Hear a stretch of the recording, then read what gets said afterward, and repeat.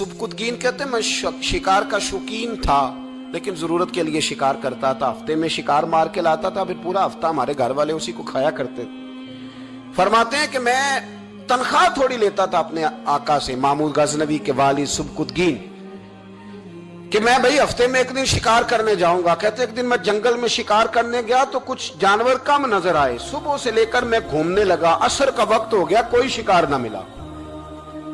अब मेरे दिल के अंदर यह डर था कि अगर मगरिब मुझे यहीं हो गई तो मुझे कोई दरिंदा, कोई जानवर परेशान करेगा।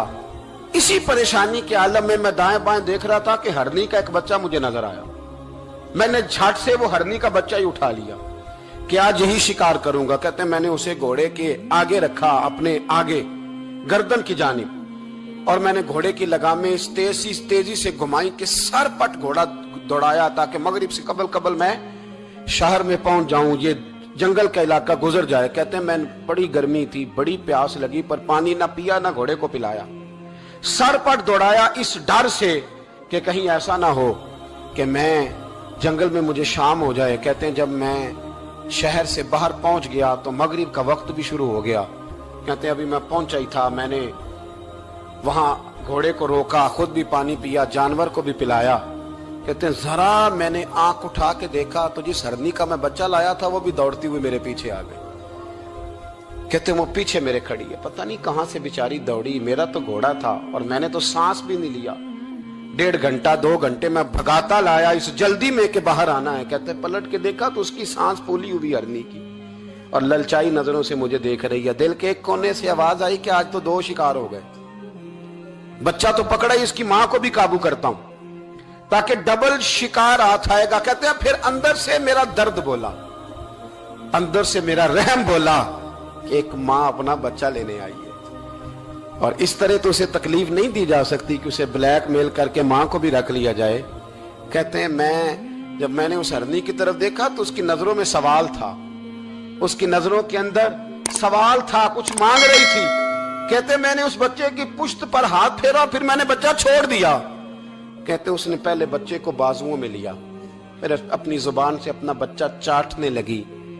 कहते हैं फिर वो जब जंगल की तरफ जाने लगी तो एक दफा उसने मेरी तरफ देखा, दूसरी दफा उसने आसमान की तरफ देखा। जिंदगी में मुझे इतना सुकून कभी नहीं आया था जितना आज आया। कहते मैं घर गया, इशा की नमाज पढ़ी, बावुजू मैं बिस्तर पे लेट गया। लोगों मेरे नसीब देखो, मुझे मदीने वाले महबूब का दीदार नसीब हुआ। रसूल करीम अलैहिस्सलाम मेरी ख्वाब में आए, मैं रोने लगा। घर महक उठा, फूल खिलने लगे, खुशबुएं बिखरने लगी। कहते हैं महबूब करीम तशरीफ लाए और क्या खूबसूरत जुमला है। महबूब फरमाने लगे ओ सुबकुतगीन, अगर तुझे बादशाह बना दिया जाए तो इंसानों के साथ भी इसी तरह रहम करेगा ना जिस तरह आज हरनी के साथ किया है। अगर तुझे बादशाह बनाया जाए तो रवैया यही रखेगा या बदल जाएगा। कहता मैं रो पड़ा।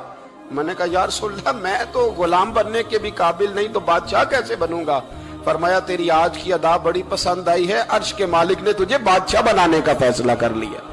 तेरी ये अदा बड़ी भाई है, बड़ी पसंद आई।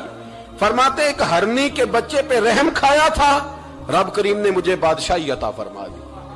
हम ना सियासत से बादशाही लेना चाहते हैं, सियासतदानों के अपनी जेब से इश्तिहार छपवा के बादशाही लेना चाहते हैं, डेरा बना के बादशाही लेना। ना ना ना, बादशाही तो रहम करने से मिलती, बादशाही तो शफकत करने से मिलती, बादशाहियां तो अल्लाह की मखलूक से प्यार करने से मिलती।